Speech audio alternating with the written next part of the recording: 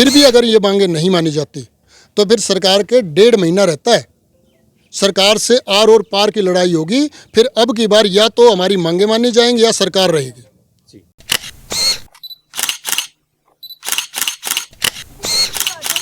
नमस्कार साथियों, मैं संदीप भारद्वाज और आज एक विषय है शिक्षकों की महारैली है।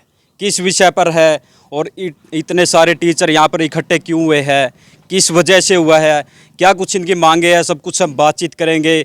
और यहाँ पर हमारे साथ मौजूद है जो कि ब्लॉक प्रधान जी राम राम जी।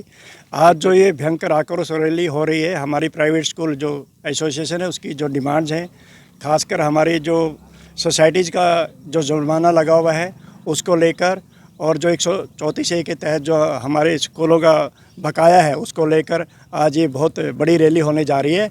और इसमें अलीबाग ब्लॉक से बहुत ही ज़्यादा शिक्षकों पे उत्साह है और वो ज़ोर शोर से इस रैली में भाग ले रहे हैं। बाकी हमारे जो जिला प्रधान है वो आपको और ज़्यादा बताएंगे जी।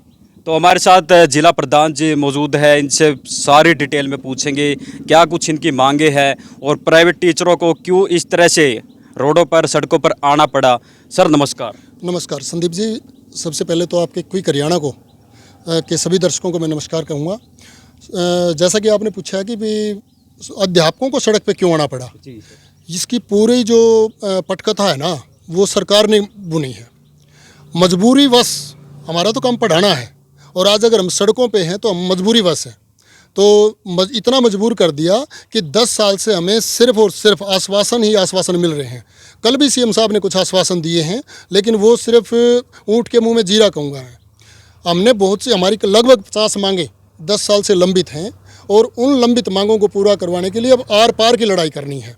तो सरकार से हमारा निवेदन है कि हमारी मांगों को माना जाए, सुना जाए, अन्यथा ये शिक्षक किसी भी हद तक जाने को मजबूर होंगे।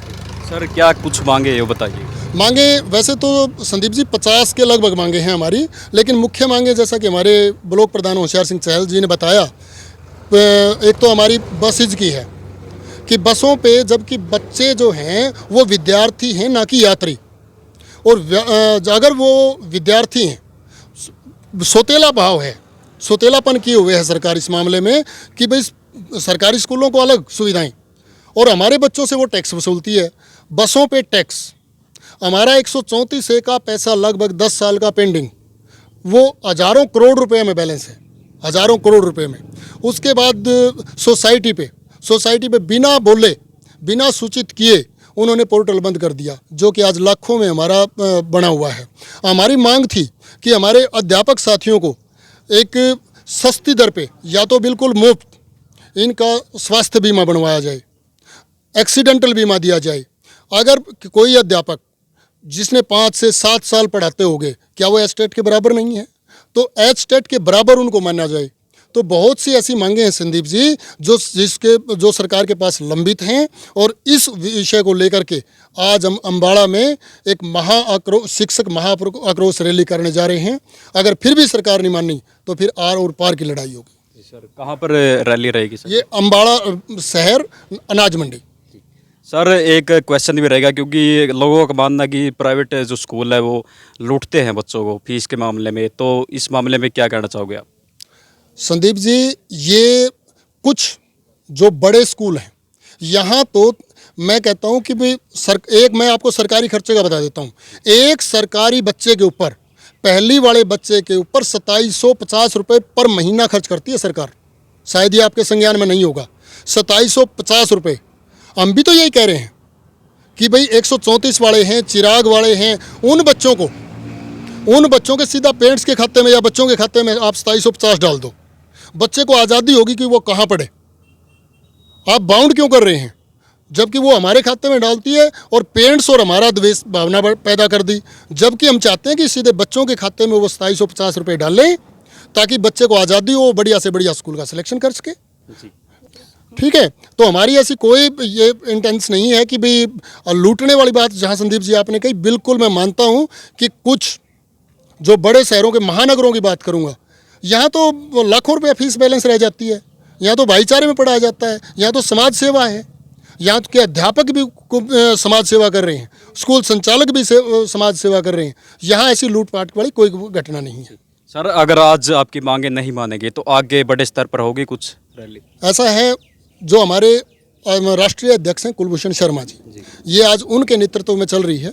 और फिर भी अगर ये मांगे नहीं मानी जाती तो फिर सरकार के 1.5 महीना रहता है, सरकार से आर और पार की लड़ाई होगी। फिर अब की बार या तो हमारी मांगे मानी जाएंगी या सरकार रहेगी, एक ही चीज़ होगी अब की बार, उसमें कोई कोताही नहीं। मैम नमस्कार। नमस्कार सर, मैं लाजवंती ढिल्लो, न्यू प्रगति सीनियर सेकेंडरी स्कूल डाहोला। और आज जैसा कि ब्लॉक प्रधान और डिस्ट्रिक्ट प्रेसिडेंट ने बताया कि हमारे आदरणीय श्री कुलभूषण शर्मा जी के नेतृत्व में एक महाआक्रोश रैली हम अम्बाड़ा के अंदर कर रहे हैं। तो उसके आगाज़ में हम यहाँ ब्लॉक अलेवा के अंदर इकट्ठे हुए हैं, हमारे डिस्ट्रिक्ट प्रेसिडेंट त्रिलोक भारद्वाज के नेतृत्व में और हमारे ब्लॉक प्रेसिडेंट होशियार सिंह चहल के माध्यम से हम अपनी आवाज़ अम्बाड़ा में जाकर एक अपनी जो मौजूदा सरकार है वहाँ तक पहुँचाना चाहते हैं। जैसा सब कुछ आपने त्रिलोक भारद्वाज जी ने और चहल साहब ने बता दिया है, लेकिन मेरा मानना है कि जो आज के समय में जो परिस्थितियां हैं, मध्यम वर्गीय परिवार के बच्चों को हम उच्च स्तर तक ले जाना चाहते हैं।